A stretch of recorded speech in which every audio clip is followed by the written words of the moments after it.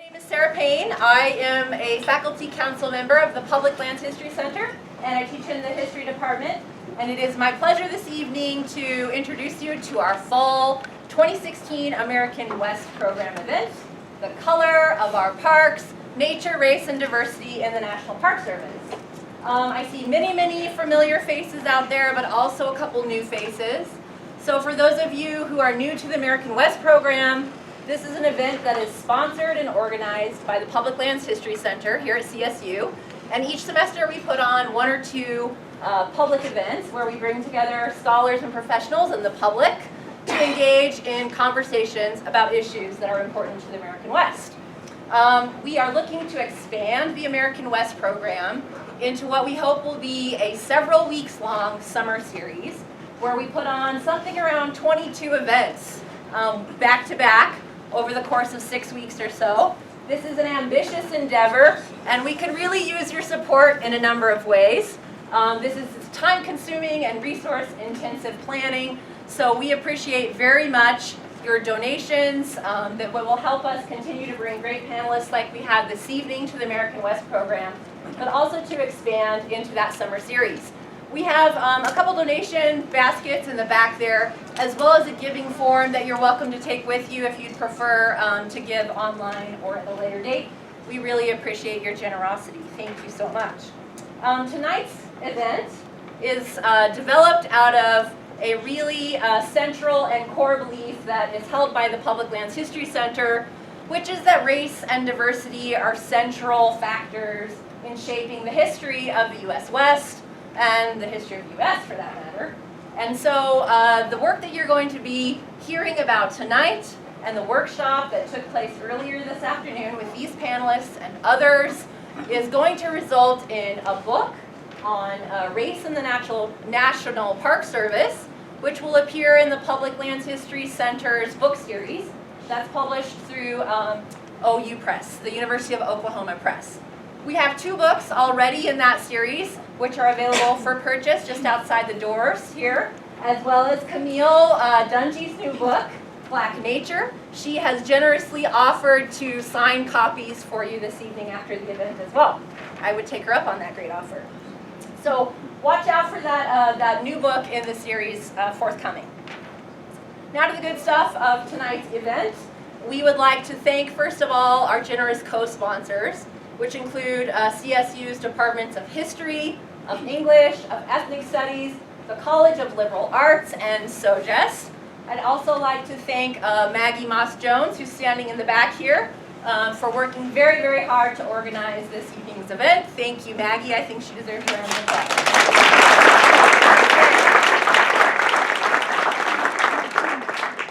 All right, well, that's enough of the intro stuff. It is now my great pleasure to introduce to you this evening's illustrious panelists.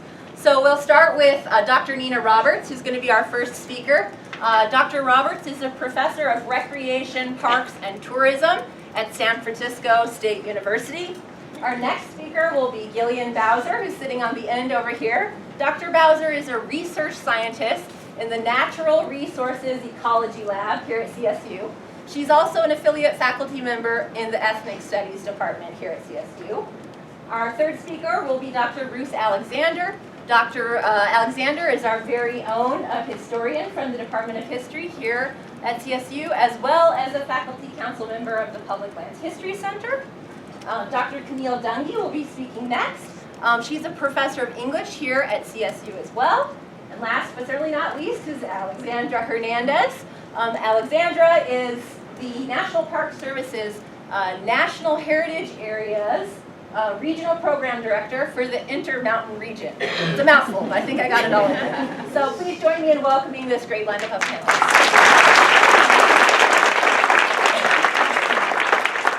Thank you, Sarah, for the introduction. Thanks for being here, everybody. What a great crowd. And so I am an alum of SF State. I'm teaching at SF State, alum of CSU, because in California, it's also CSU. California State University System, and SF State. It's so crazy. So I'm really honored to be here. And I have to give a shout out to a former member of my committee. I got my PhD here in the College of Natural Resources, Dr. Kathy Pickering, and a mentor and friend and colleague, Bill Timpson, was also someone that I connected with while I was here. So it's great to see them. And Val was also a professor of multicultural education while I was here, so it's great to be back. So my dissertation research revolved around Rocky Mountain National Park. And I did study constraints, and part of that is my story, but I'm just going to dive into the presentation and talk a little bit about constraints. And the reason that we thought constraints was a valuable thing to speak about is because at times we get so anxious. We get so anxious about wanting to talk about, how do we engage with people now? Community engagement is such a hot topic in national parks right now, but every now and then we don't understand what those constraints are. All right, so I'm going to start with that and talk a little bit about constraints. But before we dive into that, we also hear about, America's changing, demographics is changing, but we don't necessarily even know what that means. And over the years, I've really enjoyed what people would say is chasing the data, and that's demographic data. But today, because of the debates on the nature of the topic, I'm going to talk a little bit about how race is changing across the nation. And this is definitely a teaser in terms of the work that I do and what I'm going to share with you today. So in general, from the 2010 census, what we learned from that census was about 308 million people, right, at that point. And as things change, the population is definitely changing. So majority white still, but we see an influx, whether it's immigration, changing marriages and interracial marriages, and I'm going to talk about that in a minute.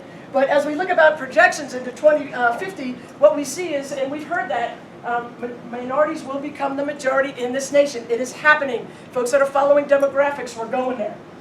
It's definitely happening. So as I say sometimes, it's here we come. So put your seatbelt on and get ready. How are we going to work with people of difference and different cultural backgrounds?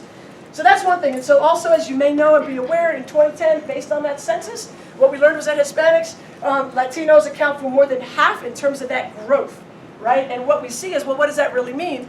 Well, what that means is 1 out of every 6 Latinos are in this nation are Latino, identify as Latino. Okay, so that you see in terms of the growth right there.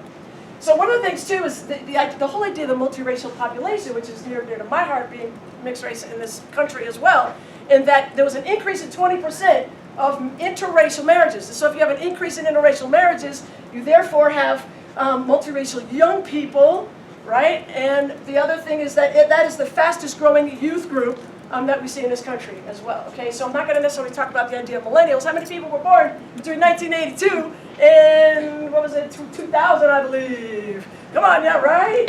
So that's a whole mixed race, the most multiracial generation ever. And so the idea of, we are not a post-racial society. We don't think we are. I realize that baby boomers kind of mess things up for the younger generations. But we have to learn from you and understand what your experiences are. So basically, if you think about the urban community, back in 1916, when the Organic Act was signed by the federal government, in terms of the national park system, was about 40% people lived in urban areas. And now, from 1980, 2000, as of a couple of years ago, almost 81% of our U.S. population, again, moving into 323 million people, lives in our urban areas. And it is one of the most multicultural, but we're also seeing really interesting shifts. A lot of minorities are moving into the suburbs, right? Cost of living, expenses, economy, everything is really shifting. But that's something to keep in mind. So what I want to do is just say, very broadly speaking, to dispel the myths that black people just don't like the outdoors. That's not true. Right? We have to understand what those constraints are. And part of what I want to say is that racial and ethnic minorities have very strong values towards nature and the outdoors in some capacity. As part of humanity, as part of all humanity, right? And so there's a need to understand what those variables are and what it is that people enjoy about the parks. Healing agents, stress relief, right? There's lots of different factors that come into play when it comes to enjoyment. But typically what happens is racial minorities, and this is what we've studied and learned over time, racial minorities across different cultural groups participate and visit national parks at a lower level than their white counterparts. Okay, so that's what I want to talk about, all right? So in general, there are several studies that have gone on. There's a lot of information, a lot of data, but what I want to mention here is the Center for American Progress recently had a study that actually talks about, have you ever visited a park, and when was the last time in terms of the last 3 years? So you see here, people are visiting, people are going, it's just at a lower proportion. In the Rocky Mountains here, 77% of all people surveyed visited a national park within the last 3 years. All right, so people are visiting just at different rates. So this is going to be quick. A lot of the work that I've done over the years I've actually followed the research. I've done some of my own research, and I've followed the research and understand the literature really well. And I have to thank Dr. Kathy Pickering for part of that in terms of some of the work that I've done here. But as I follow the literature, I've realized that there are many constraints, but this is what shows up in the literature most frequently. This is what comes up as the top 10. First of all, socialization as a child. I could get into each of these, but I'm not. We can talk about it later if you're interested. Lack of comfort or feeling welcome. When you hear that, ask people what that means for them. It's a little different depending on the group you're speaking with. Communication, signs, interpretation. What is that? What is going on there varies across cultures, and also the idea of messaging. Who's the messenger? Very important in different communities. Access, that also means a lot of things. Pennsylvania actually had a conference, the whole conference around parks and outdoor use was all about access one year, a couple of years ago. Education, lack of knowledge. Other ones, lack of info, lack of marketing towards minority communities. Fear and safety, which is very interesting. A lot of people across cultures will talk about fear of the elements and fear of just not, safety in terms of understanding the outdoors and how to survive, all of those things. But often what comes up in minority communities is fear of other people. Right? I hear that more in minority communities than I do in the white communities. Perceived discrimination, again, big. Avoidance. Some people will avoid spaces and places versus actually going there. Part of my research at Rocky Mountain National Park, interviewing people right in Denver. You can see the mountains. They say, my granddaddy told me the KKK hangs out up in the mountains. Why would I go? Right? That there's an avoidance factor, displacement. History matters. Okay, so these are just some things to get you thinking as we move into what the speakers are going to talk about. Lack of information, I circle that because that keeps coming up more so over time as really what some of the barriers are. People want to participate, they want to go, they want to play in the outdoors and connect in new and different ways. They don't have the information. Once that is shared and they get exposure and awareness, then things shift. People participate more. This is very real. History matters. This is Shenandoah National Park. On one side you see picnic grounds for whites only. This is your national parks. The other area is picnic grounds for Negroes.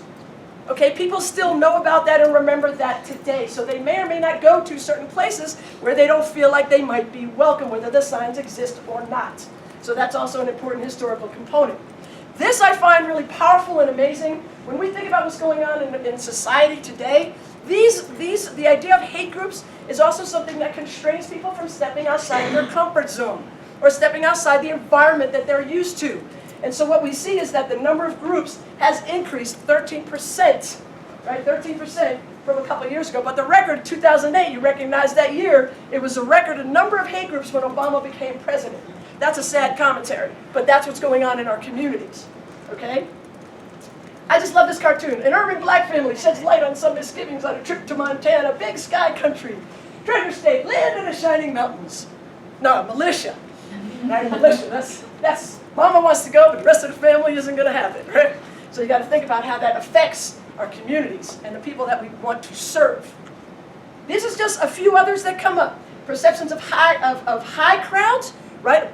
Some people don't like crowds. That's fine, right? On one end of the spectrum, but also in minority communities, on the other end of the spectrum, they feel safer with crowds. You'll find fewer people in the backcountry, right? But you'll see them in areas where there are more people. It's a safety factor for them.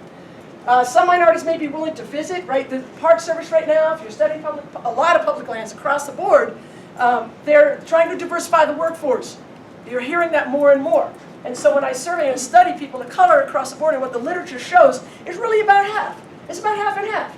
And the reason is some people say, yes, perspective and all the values and everything that we learn from people across cultures as far as their contributions to certain land management practices. But on the other hand, people say, I don't care what flavor you are. I want to go, I'm going to have a good time, I'm going to bring my family, I want to enjoy myself, I'm going to learn something, it doesn't matter. So we have to really understand what that means and the value that comes along with that fully. This one is great. I love this because especially in certain immigrant communities, let's say, or many minority communities who use the land as sustenance or want to use the land for very non-traditional reasons, what they hear constantly is, no, you can't do that. Right? So the point is there's too many rules. That is a barrier for some people. They're not going to go because they're not allowed to do much of anything that they typically do in their family, in their culture. This one, if you've been following some of the new policies and regulations, welcome to Yosemite, this is no joke, and this came out because licensed gun owners can now bring firearms. How many people knew that? Did you know that? in terms of national parks. Why would you go? You know, there's a lot of nuts anyway. I mean, recent incident in the playground, but it's happening all over. So we have to be cautious and understand, we're going to see this someday. It's happening. That's a problem. What do we do about that? But it's a fear, it's a constraint to visiting and participation. So I just have a few articles, right? And I'm just going to show you. These have come up. I've been also gathering what's in the popular literature around national park use, lack of diversity, and why, and what's going on, right? You have an imbalance of the population in general. Why are our parks so white? Don't care about national parks. The Park Service needs you to care. Want to attract a new generation to the national parks? Find new rangers. National Park Service, racist origins. We were talking about that today. Institutionally, that is also a constraint based on how these public land agencies actually, what their management practices are and their attitudes. Code Switch podcast, being outdoorsy when you're black or brown. National Park looks to increase visits from people of color. And it goes on and on and on. My list of articles is like this over the years. All right? Meet aspiring park rangers. National Park Services practices locked out. Right? So you see this constantly. Trying to solve it. Now it's a problem. You know, we have to address that, whatever it is, whatever the challenge is. So I'm going to wind down by saying basically Einstein had it right, y'all. All right? We all love Einstein because I love this. We cannot solve all problems with the same thinking that was used when we created them. Right? How many times do we spin our wheels? So I'm going to end there. I'm going to turn this over to my colleagues. As far as the panel, I believe we'll open it to Q&A after. All right? Thank you for being here.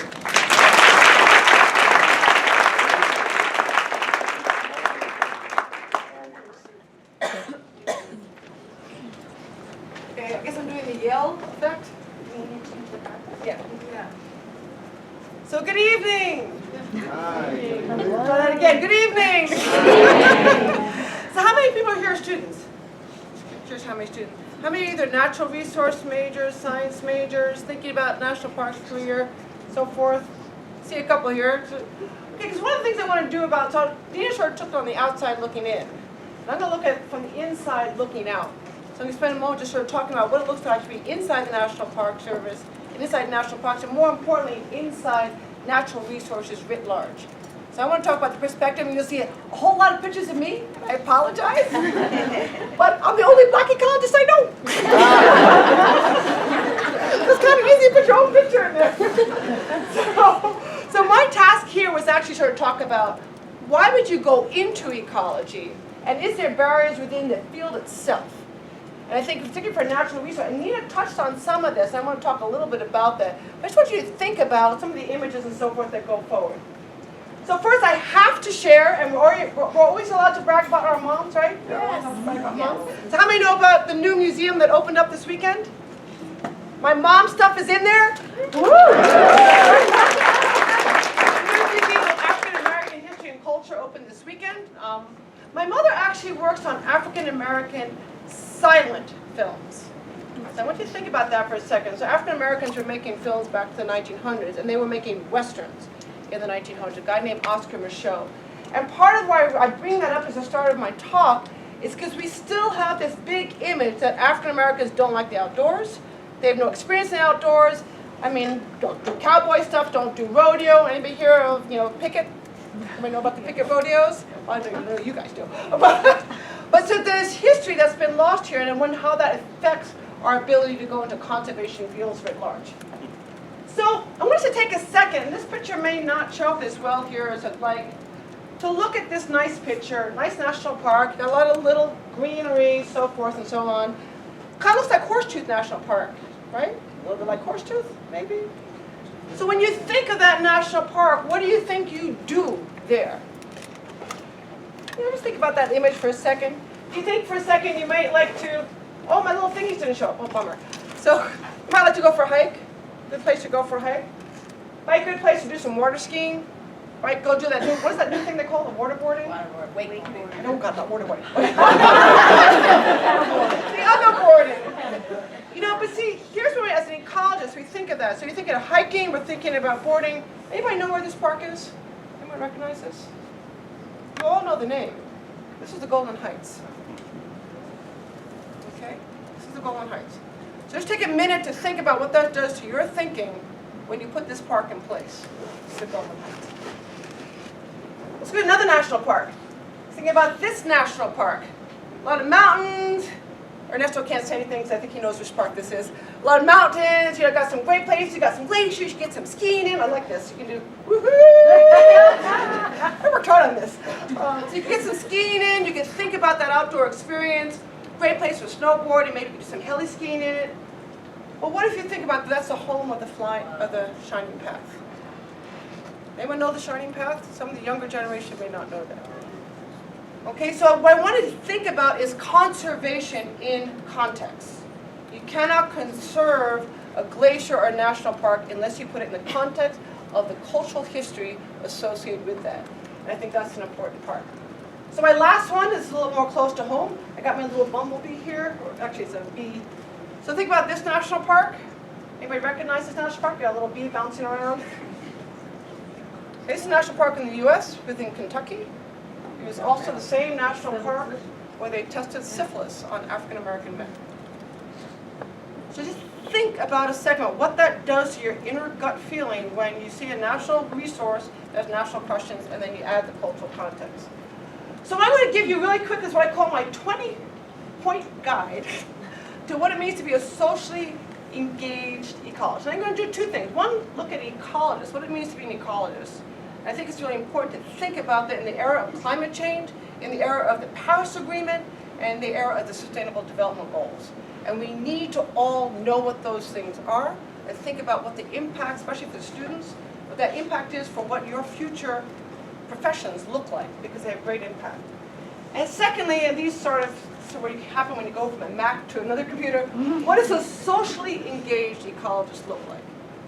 What does it mean to be a socially engaged ecologist? So here's my 20-point guide to next happiness, as I call it. And I want to throw this term up here, and I know Bill is thinking about this a lot, but think about that term environmental justice and how you put that in the context of what you've learned about natural resource management.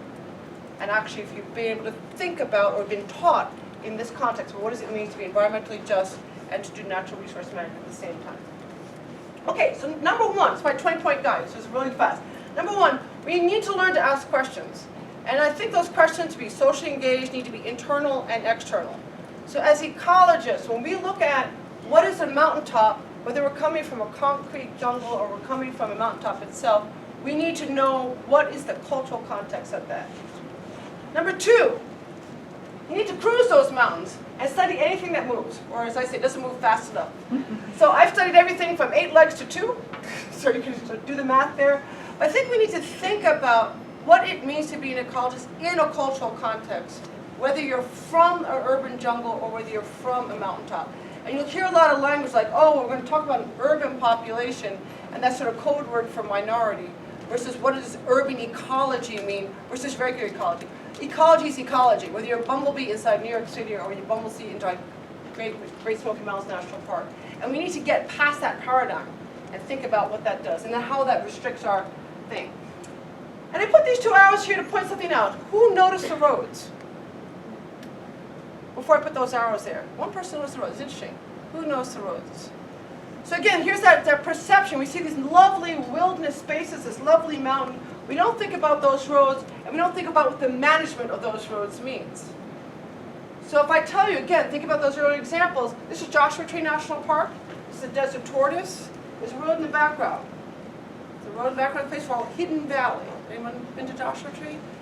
Hidden Valley is a major climbing area. So what happens when you have Joshua trees within, desert tortoises within Hidden Valley? Do you remember? Have you been to that park? I've been to the Hidden Valley campground, but we didn't see any tortoises. You didn't see any tortoises? Right, well, so when I was the park ecologist there, if you had desert tortoise move into the campground, you close the campground. Okay, so you've got an impact on human cultural experience. So our biggest complaint was from climbers who wanted to climb, they wanted to recreate, but they didn't want to be impacted by the tortoise. Okay, so see how that cultural context all of a sudden clashes. Here's another road. This is a road going to the highest point in the high Andes. This road goes up to 4,700 meters. That's a little over, that's 100 feet over the height of Long's Peak, to put it in perspective. Right, so it's the high Andes. The local pastoral people are right here. and they pick their cattle up to take it to market. So this road has a really important context in this environmental setting. So if we don't know that, then we've defined this as a beautiful wilderness area, and we haven't defined it as a place where people make their livelihood. And what do you do about those cows in that area? Okay? Second, number 3, learn the political ecosystem. If you don't know what the Paris Agreement is, you need to go find out. I mean, there's no other way to put it, because we are now in a time of climate change. We're in a time of one of the biggest ecological agreements in this Earth's history that's moving forward to be signed. It was signed last week. It will be ratified in 2 weeks. And we need to know what that means as professionals, as emerging professionals. What does it mean when the Paris Agreement goes into effect, and how does that affect us as professionals? And what does that mean for ecologies? Okay. Number 4, be a policy wonk. How many people own a suit? If you don't, go to Goodwill and go buy one. You can get a suit at Goodwill, and you can turn around and give it back to Goodwill when you're done. But it really is important to understand how policy people think, because we can no longer talk about ecology, conservation, management in total absence of an ecological framework, because we're past that. We can't do that. We cannot manage a national park without the political landscape in which that park sits. So it's worth spending a year in a suit. It's actually really fun. You get to learn lots of things because policy matters. Policy always matters. Number 5, stay balanced. Go get a dog. No. It's really important to stay balanced, because it's important to know that we won't always win all the ecology. Not everything will be done for the benefit of ecology. It will not always be done for the benefit of conservation, and it may not always be done for the benefit of people. And it's important to understand how those things balance. Because sanity always matters. And dogs are good for that. Number 5, new learn acronyms. Interdisciplinary teams are frustrating, hard to find, and yet incredibly rewarding. We have to work across disciplinary boundaries. How many people are natural resource majors here? Just a couple? How many history? A lot. Miscellaneous others? Any science majors? You all need to talk to each other. Because you can't talk about ecology if you don't know what social science is doing. You can't talk about social scientists and environmental justice if you don't know what the ecology is doing. So it's important to think about that. Don't say, well, I like to be outdoors, so I don't want to do that office stuff. You need to sort of think about how those things work together. It's really important. And how many people have been overseas? You can admit it or not. And you work with somebody from overseas. You don't count, shut up. As Bill can tell you, working with a different culture that has a different construct of what conservation means, or, excuse me, how you even define what is wilderness, is so important before we can even talk about managing a national park. Okay, for number 5, engage with serious research colleagues. It's really important to think outside the box, think outside of CSU, think outside of a different institution, because different institutions think differently. If you're from a small liberal arts college, you will think differently than a large public college. And sometimes it's hard to see from this perspective. You're in the college, but the college actually has a lot of influence in how you think when you go out. So if you define wilderness as an area untrammeled by the footprint of man, quote unquote, the National Park Service Act of 1916, versus if you come from Beijing University, where mankind has been there for 2,000 years. Right? Very different landscape to work against. Okay? So again, that number 8, reach out to new cultures. We tend to forget that people of different cultures who don't look like us, who don't think like us, may have the same ecological resources or depend on the same ecological resources. And it's really important for us to think about what is the impact of ecosystem service on the Arab world versus the Middle Eastern world versus the people within New York City versus whatever. And we tend to set our park service frameworks against those and not think about a park in Jordan needs to be managed the same way to preserve an ecosystem resource as a park in New York City, but those communities are very different and how they use those parks are very different. Collaborate internationally. They're risky, but they're a whole lot of fun. You learn a whole lot of new things. And great food in Jordan. That's another way to think about it. But it's really important to reach outside your boundaries of comfort. Number 10, it's just up there, is to know when doors are open and to think about that. If you haven't taken a study abroad, and those are expensive, if you haven't taken time off to think about things, that's an important piece, because where ecology is going today is going to be at an international framework, and to think about what those talking points are. How many people define ecosystem services in your head?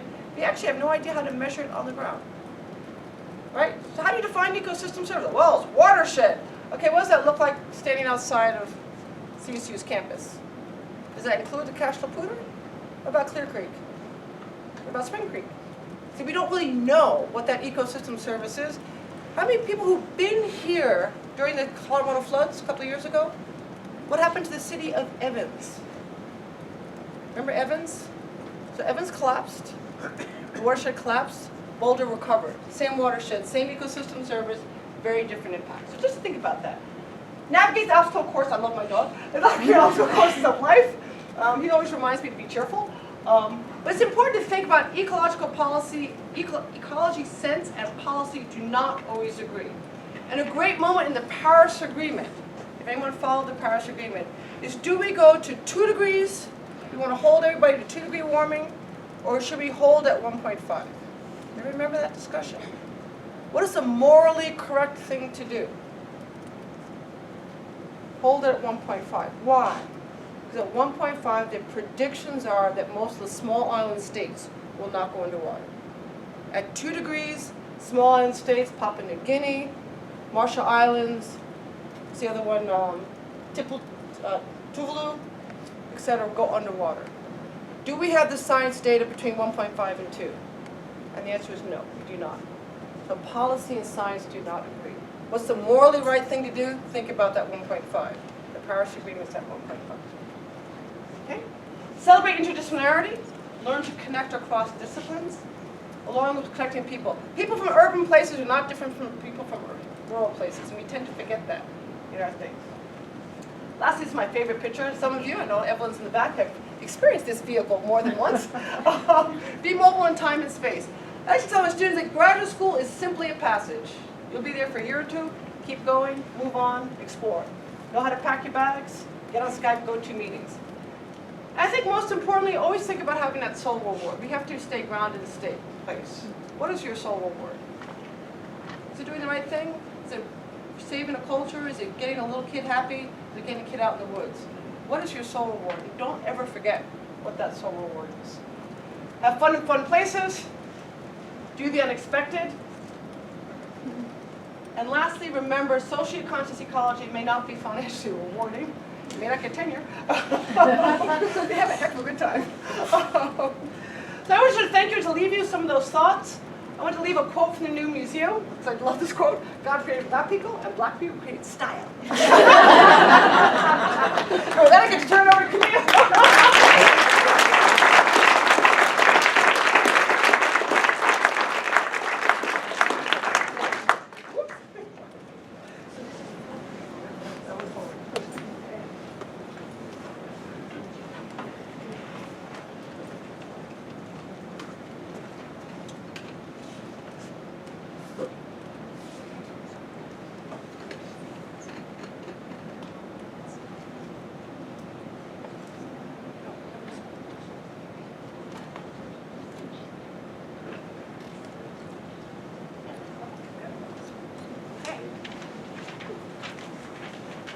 Thanks everybody for being here and listening to us.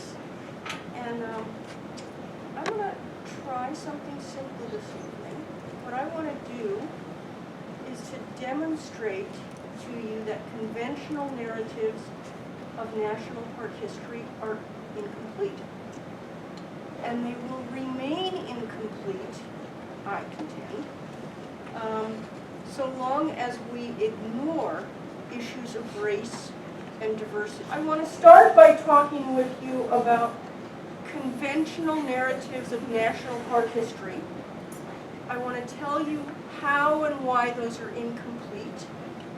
And then I want to insert a history of race and diversity into that national park history. So we're going to start out with the conventional narrative. And we start with the Organic Act, which was passed in 1916. It established the National Park Service. It's a little scary up here. And the Organic Act declared a dual mission for national parks. The parks must, on the one hand, conserve the scenery, the natural and historical objects in parks, but they must also provide for the enjoyment of humans within park settings. In other words, we've got two goals. One, to preserve resources. Another, to facilitate human enjoyment. And historians agree that this has always been a tension, a balancing act, and historians agree that there was, in truth, very little balancing of preservation and enjoyment in the early national park system. The emphasis was on human enjoyment. Parks built roadways, campgrounds, amphitheaters, they established hotel concessions as they turned the parks into scenic playgrounds for the people. Moving forward a little bit, the conventional narrative goes, only in the 1960s did the NPS begin to acknowledge that the crush of pleasure-seeking visitors was harming fragile ecosystems, damaging precious artifacts. And so finally at this point, the narrative goes, the parks turned to ecological science for help in protecting natural resources, and to professionals in archaeology and history for help in preserving cultural resources. In the 21st century, ecological science has become even more critical as parks face the challenges of global climate change. This is an important history, and it makes a lot of sense, and yet it ignores critical dynamics of race and difference. The park's privileging of human enjoyment over preservation went hand in hand with excluding nearly all but middle-class whites from the nation's scenic playgrounds. Only as park managers saw that they had neglected park ecosystems did they begin to recognize very slowly, very haltingly, that they had accepted a quite reductive view of the people who belonged in parks, whether as visitors or as employees.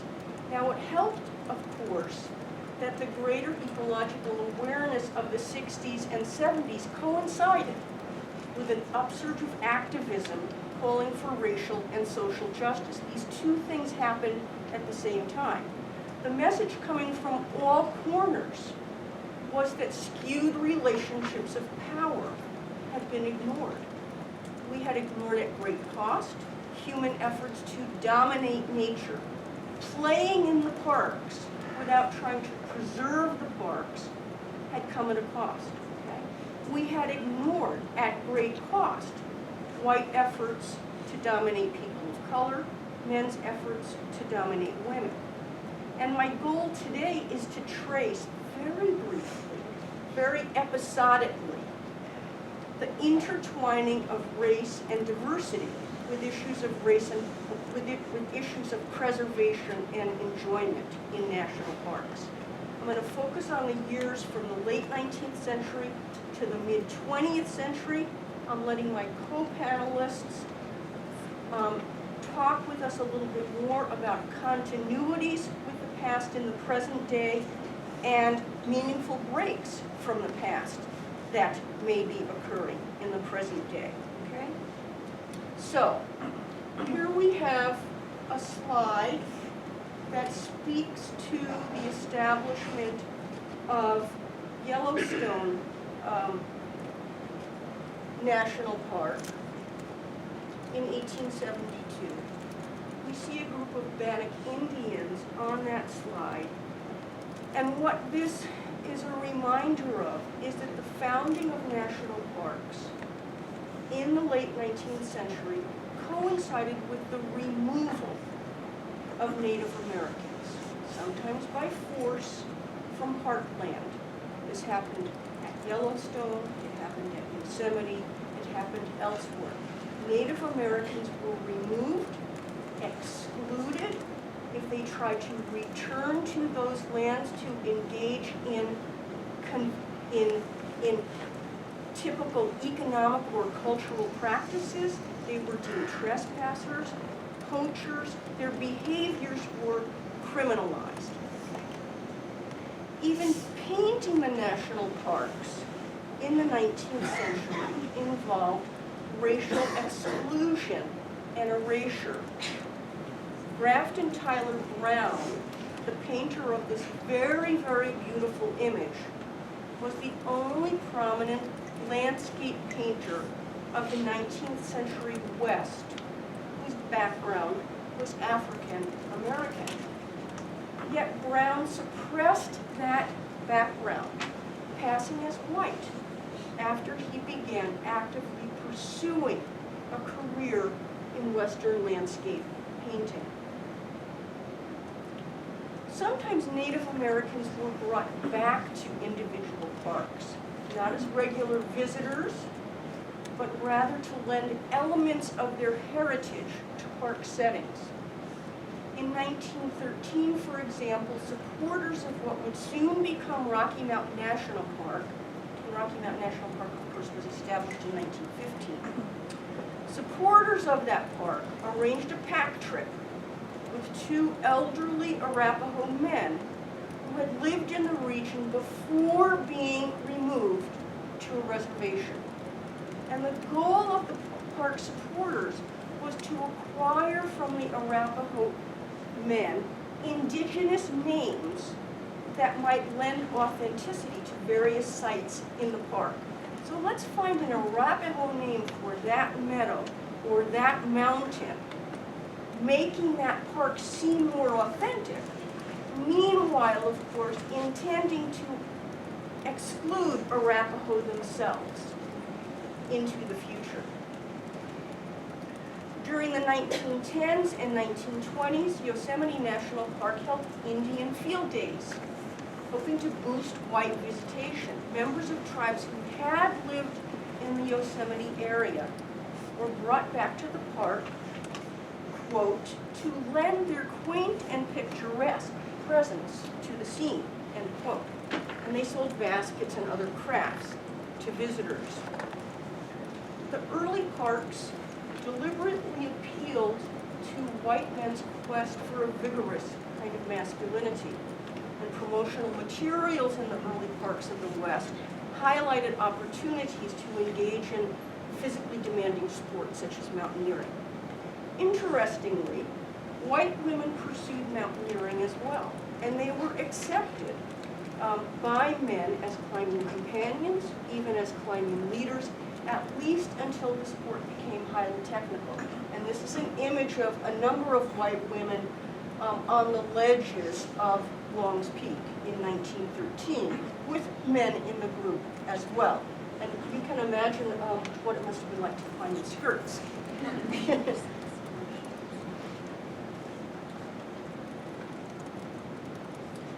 Indeed, white men and women of Colorado's middle class flocked to Rocky Mountain National Park in the 1920s, either to drive the park's roads or to climb its beautiful peaks. African American visitors were not welcome in the park, but middle class blacks in Denver were very eager to experience the pleasures of nature and outdoor recreation. They established a resort called Lincoln Hills. It was west of Denver, and it became an alternative to the national park experience. In partnership with the African American branch of the YWCA, Lincoln Hills also established a camp, Camp Nizoni, which offered African American young women and girls opportunities to play and develop skills in the out of doors. Black girls were prohibited or excluded from the Y camp in Colorado that was called Camp Lookout. So this was an alternative for them as well. Here we see a photo that we've already seen that Nina showed. Elsewhere, national parks were, in southern states, were formally segregated. Rocky Mountain National Park was not formally segregated. Shenandoah did become formally segregated in the 1930s, setting aside picnic areas for blacks, contracting with a private company to open a restaurant and lounge for black patrons in Shenandoah.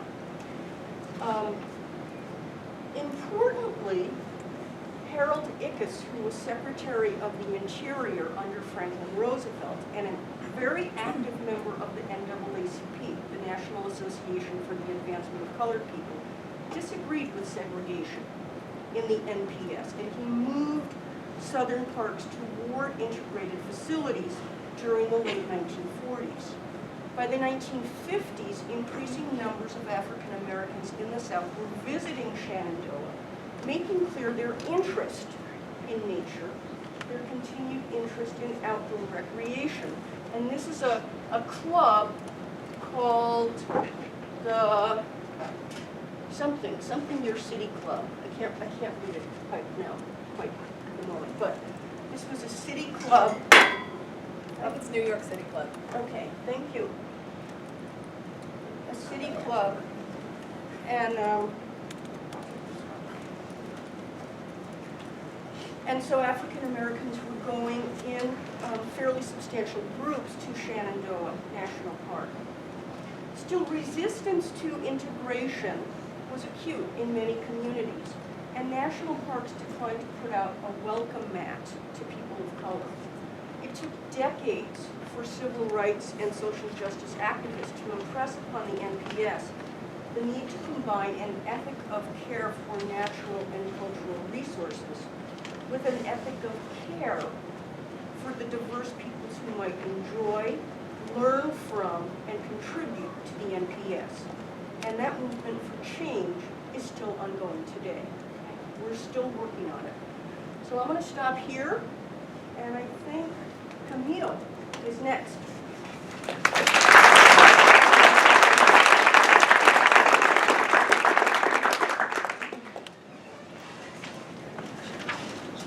You know when you go to museums and parks and there's the interpretive information and then all of a sudden you switch and there's a photograph or some art or something to sort of change the perspective with which you're seeing things? That's me.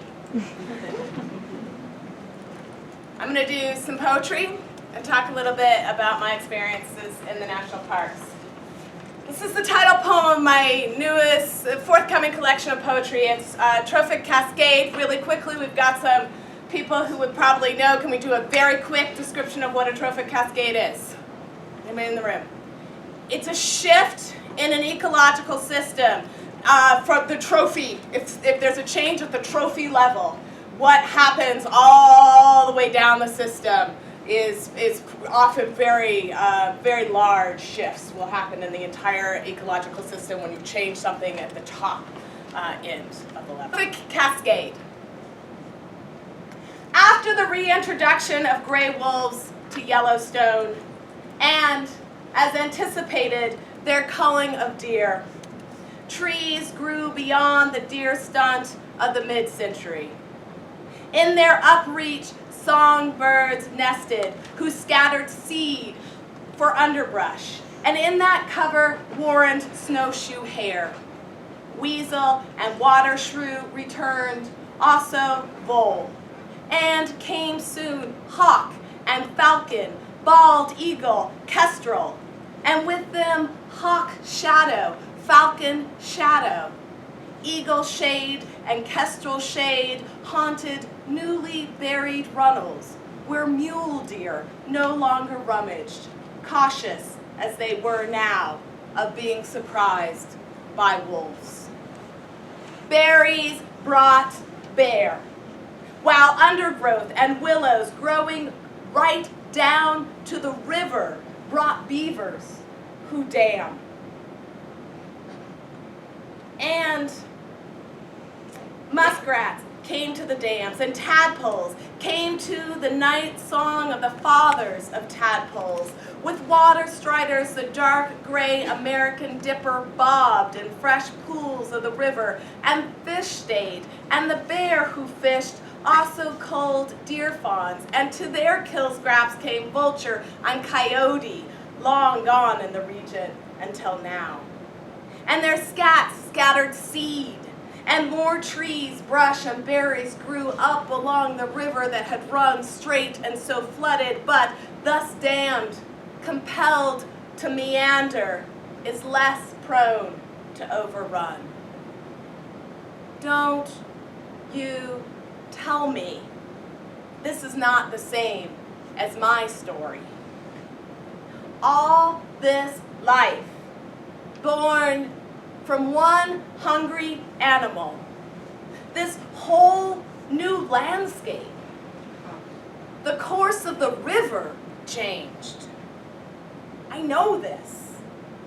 I reintroduced myself to myself, this time a mother, after which nothing was ever the same.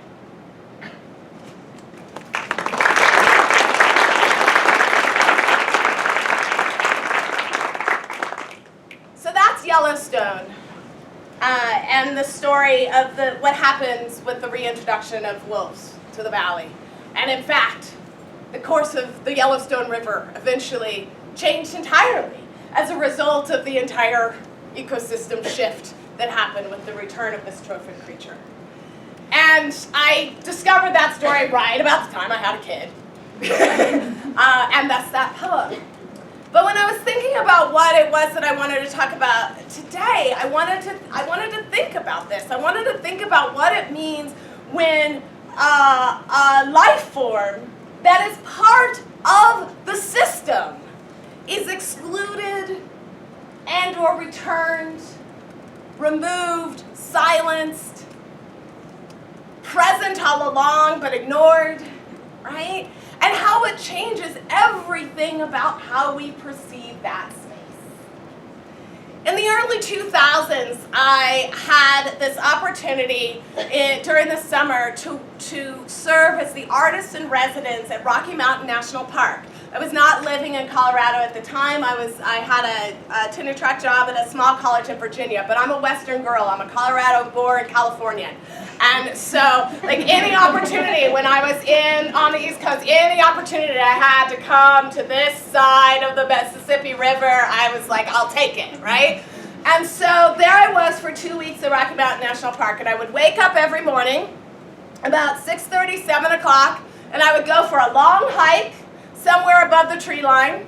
I would be back to my little cabin. You know this cabin if you've been to Rocky Mountain National Park. It's in Moraine Valley. It's one of those 3 stone cabins that's at the top of the Moraine Valley by the Interpreter's Lodge there. And they were these exclusion cabins where people who owned homes who weren't kicked out of the park were allowed to stay. And this cabin is where I stayed for 2 weeks. And I would wake up early, I'd go for my hikes, I would come back, I would write all day. But during those hikes, people would be like, whoa, what are you doing here? And they would say, like, I don't see black people out here, right? And they would just say it straight out.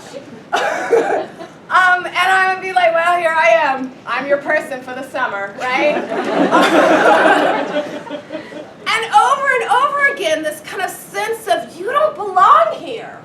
Why are you in this space? Would confront me. And I'm like, but this is my space. This is my landscape. I'm from here. I was born. I'm a native of this state. I grew up in Southern California drinking that water that flowed there, right?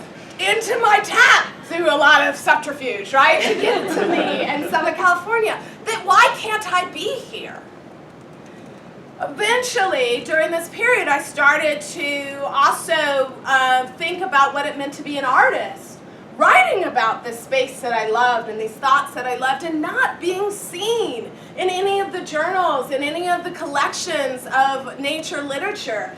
When I finally did the literature review that I needed to convince the press to do this anthology of African American nature poetry, I discovered essentially 6 black poets and 10 poems that were over and over and over revealed in these spaces.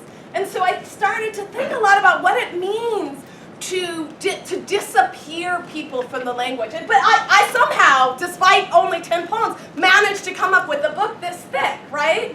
that these were not newly penned poems. These were poems that already existed, but were just not part of what we included when we thought about who wrote about the natural landscape and how and why, right? Part of what happens is that when we when people of color enter into these spaces, all this complicated stuff shows up, right? History and culture and segregation and all these other kind of questions that make it not necessarily pretty, not pristine, not a glorious escape into the world, but histories that remind you of eradications and disseminations, etc. Or even this poem that I wrote while I was in Rocky Mountain National Park. One of the things I had to do was like gift a poem to the park, right? And I went on a hike up to the Dream Lake Path, right? And you're at the top, you're at the headwaters of the Colorado River. And I start this poem, I finish this poem, and then I realize this poem has a lot to do with what it means to be a woman, right? In this culture. What it means to be somebody who has this potential that gets taxed and diminished and desecrated to some extent. Even when I was just trying to write a poem about a pretty pond, right? How she keeps faith, Dream Lake, headwaters of the Colorado. Come to the quiet time, water still in bed, to the rock, dissimulated by the rush, but still loved. Stone like knees and elbows, like fingers, the skull around eyes, like calves, thighs, and forearms, log long, lying in and resting in the bed. Water moving, a body turning as rock turns with and against rock. The meadow long meander coming later. The straight surge down mountain coming soon. Here, now, this little time when rock rests still in her bed. Before things are muddied. Before the turbulence recalled by walls that they have built. Before water must confront the power lust of men and stay and be stayed, move or be moved by some damn will beyond her own. Rock not with her anymore, but always set against her. Nowhere to run but into the field. Her bed, no more her bed. Remember the first fall. The fall that brought her to this quiet place. Her body a quick curing bruise. First blue, then green, then clear, so flawless veins showed through. She is a sky tear, remembering. She is a cloud curl wrapped around herself. So head heavy, she falls again. So that was about 2001, and not long afterwards, I started working on this anthology, and in the process of doing this collection of, there's about 200 poems in there, I realized that this intersection between conversations about culture, about gender, about history, about economics, about placement, about the facts that we're talking about the national park here, and we continue to be talking about these sort of wilderness parks, but it's a very small percentage. What is it? 10% of the national parks are wilderness parks. A significant number of our national parks are in urban spaces, but we don't think about that.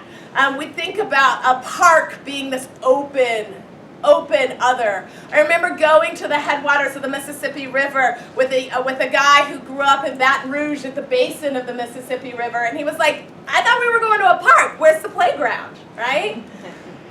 And I want to laugh at him, and then at the same time I'm like, yes, because what is this perception that we've given about what a park can be and who goes there, what we do there, right? Is a park always about recreation, but can a park be about history? Can a park be about reckoning, right? As opposed to just recreation, right?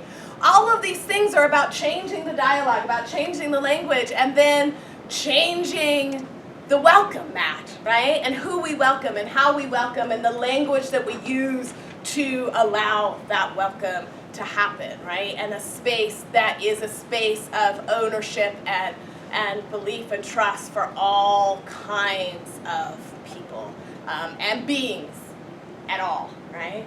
Okay, I'm going to pass on to Alex.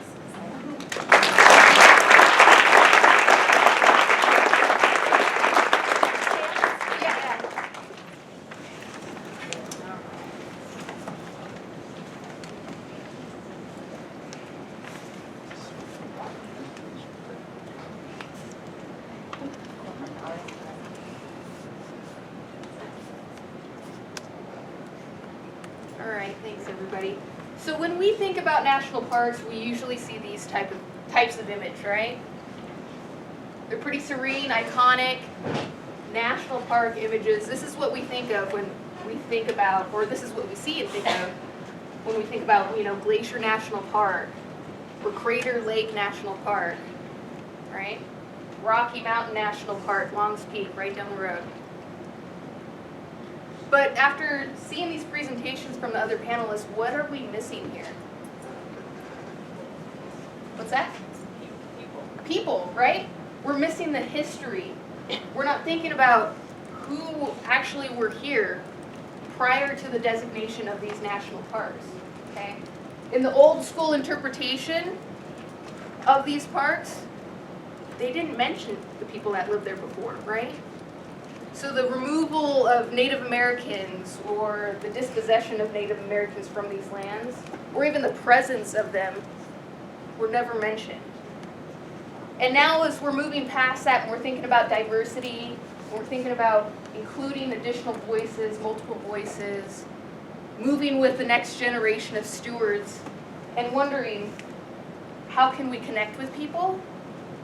We need to bring those stories out, right? We need to start talking about those Native Americans that were on these lands, that lived here, that had meaning and connection to these lands. So next time that you guys visit a national park, I want you to start thinking about that. What imagery, what history aren't we typically hearing about? And there's some other questions that you should also be asking yourself. Who built these parks? Okay? Death Valley, when it was designated as a national monument in 1933, during the New Deal era, they also had hundreds of men come to the park to help build roads, campgrounds, trails, utility services, structures, and they worked in the blistering heat, right? Who's been to Death Valley? What time of year do you not want to go there? I mean, I just looked on their website a couple days ago. It's over like 110 degrees out there. Can you imagine building roads? I wouldn't be able to do it.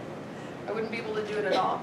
But the CCC sent hundreds of men here to build an infant park from the ground up. They had camps all throughout the valley. I think there were about 3 camps, separate camps here. And usually when you see images of the CCC, at least the ones that I've seen, they're usually hard-working, strapping young white men, right? You don't normally hear about the diverse side of the CCC. Okay, so to give you an example here, this is Gerald Leyva, Mexican-American young man. He joined the CCC in 1941. Guess where he ended up? Death Valley. He built roads, and the CCC, they constructed over 500 miles of roads. And that's just roads. That's not even talking about trails or the number of buildings that they also constructed as well. His experience there, he wrote letters to his family and friends. They earned about $25 a month. Okay, $20 of that went back home. $5 they were able to keep. There's records of Gerald. And he's sending that money back home. And he's also writing IOUs to purchase, candies or other items for himself while he's there. his time in the CCC had a lasting impression on him. Something that he talked with his family about, and he passed on those stories for years to come. These are the types of stories that we also need to hear about when we think about the CCC and working in the national parks, okay? Especially when we're trying to make it relevant to other populations. Now, as the National Park Service is moving towards more diverse stories, we're also designating unique sites as well, not just national parks, but other park units. And over the last 3 decades, we've designated 4 major parks dedicated to the Japanese American incarceration history during World War II. That's another side of my job. I work with the Japanese American Confinement Sites Grant Program. And I visited Tule Lake a couple months ago, and there were 18,000 Japanese American citizens, right? Citizens incarcerated here at this site during World War II. 18,000. Across the board, 120,000. Following the war, many of these sites were completely razed. The buildings were sold, demolished, auctioned off. So what was left was a barren landscape. Okay, the removal of the history, and then also the removal of the humanity that was once at this site. Okay, it's hard to talk about these sites too. It's really hard, especially for interpreters. But for sites that do have some remnants of the past, some buildings, Tule Lake, for example, has a jail. It's the only jail that we have among all the 10 sites, the former War Relocation Authority sites, the major camps. And within it, there are some really telling remnants of the past, something that we really need to share with our visitors. Okay, people that left their homes, actually, they did not leave their homes, they were forcibly removed from their homes, right? Sent away from their families, incarcerated in these sites, and there's inscriptions all throughout the walls of this jail. Okay, and one of which says, "Show me the way to go home." When you see an image like this, up close, you look at the wall, right at your height, I can't even imagine. I can't imagine being there, having to write this, and thinking about what's going to happen to my life after this. Am I going to make it out of here? They were in here for years, right? Has anyone been to Manzanar? Oh, okay, a few. So Manzanar, we have Tule Lake, we also have Minidoka, and more recently, in 2015, we also have Honouliuli National Monument being designated in Hawaii. But these are sites of remembrance, they're sites of turmoil. All right, people lived here. We have Japanese Americans who were born in these camps.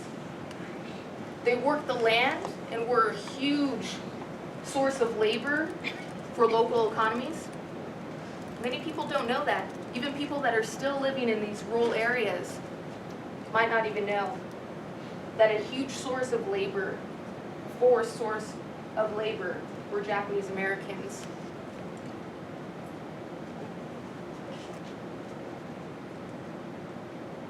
And many also died at these camps.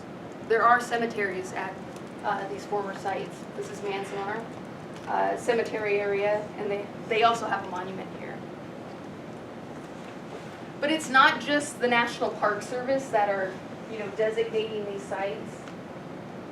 The Japanese American community themselves and the organizations across the country are actively involved in the designation of these sites. They're working together with the Park Service and other national Japanese American organizations, are working really hard to get this history spread across the country in remembrance, and to have these sites designated. This is Honouliuli during the war. And in 2015, we were able to designate that site as a national monument.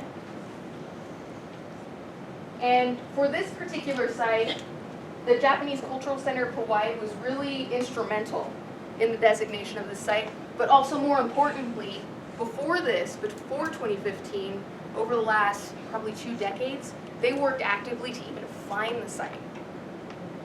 In Hawaii, they had really thick, overgrown tropical forests, right?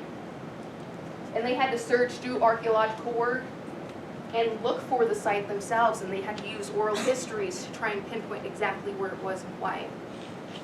Now, when it was finally designated, they also did a lot of groundwork for the Park Service, which will ultimately help our interpretation of the site.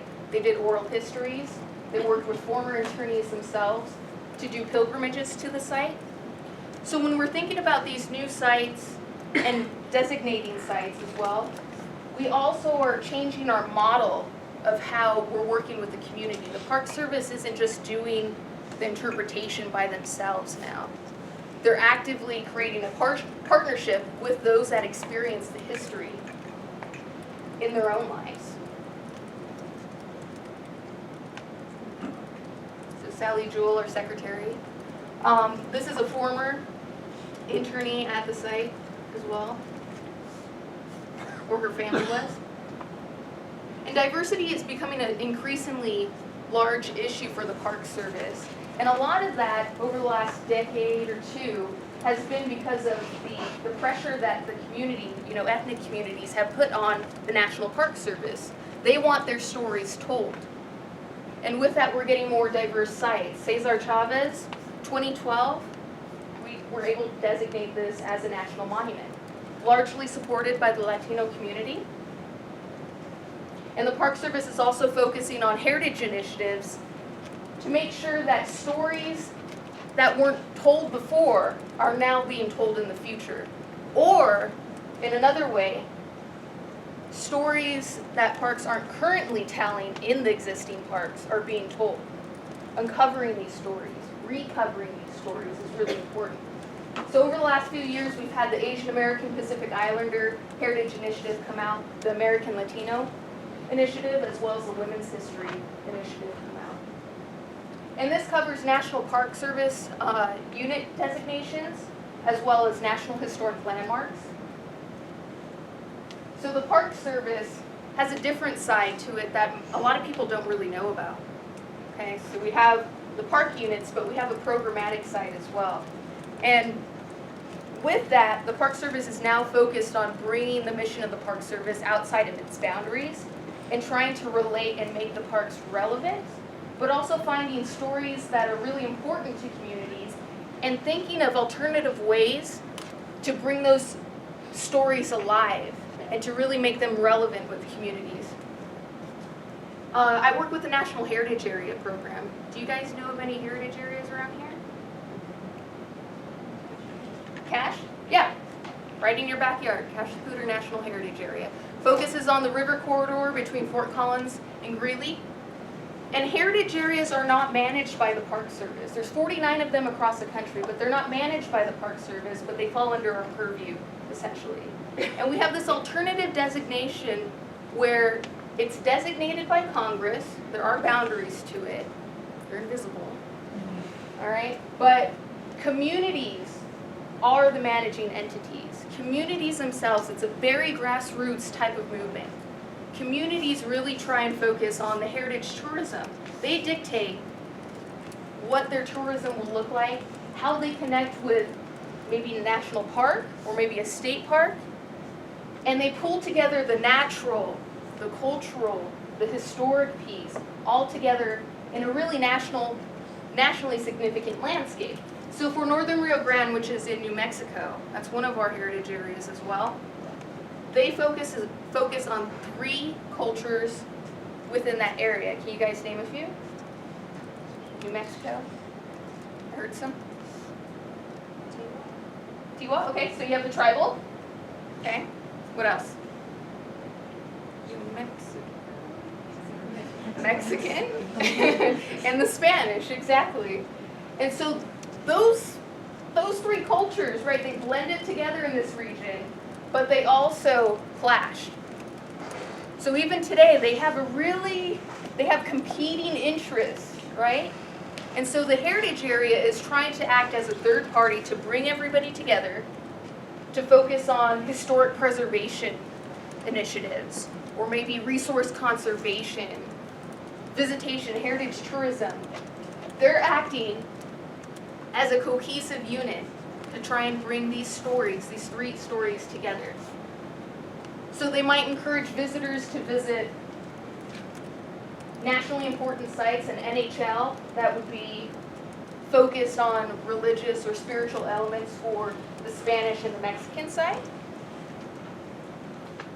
Or maybe they might encourage their visitors that might be traveling from Santa Fe up to Espanola to visit Huye Cliffs dwellings and see some Native American sites.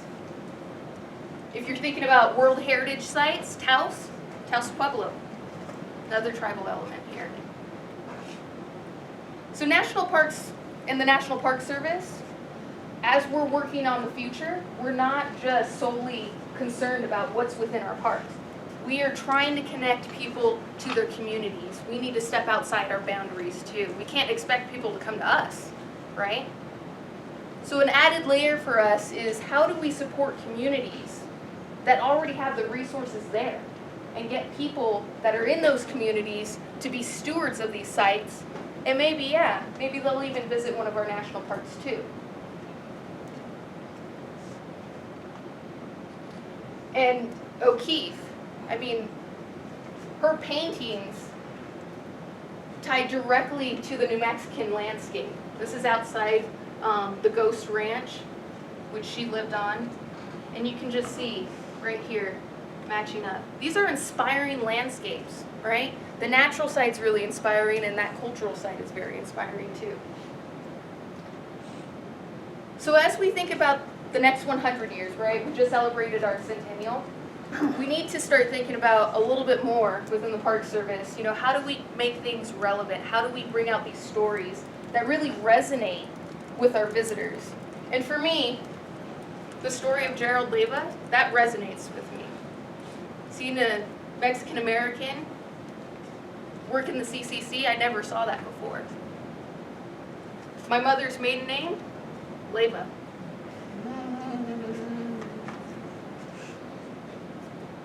I heard about my grandpa working in the CCC.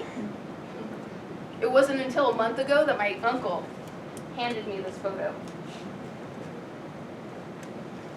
I'll try not to cry. But this resonates for me. This is inspiring.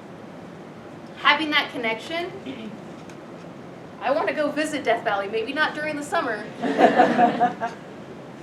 But I want to hear his story when I go there. I want to see the roads that he helped create.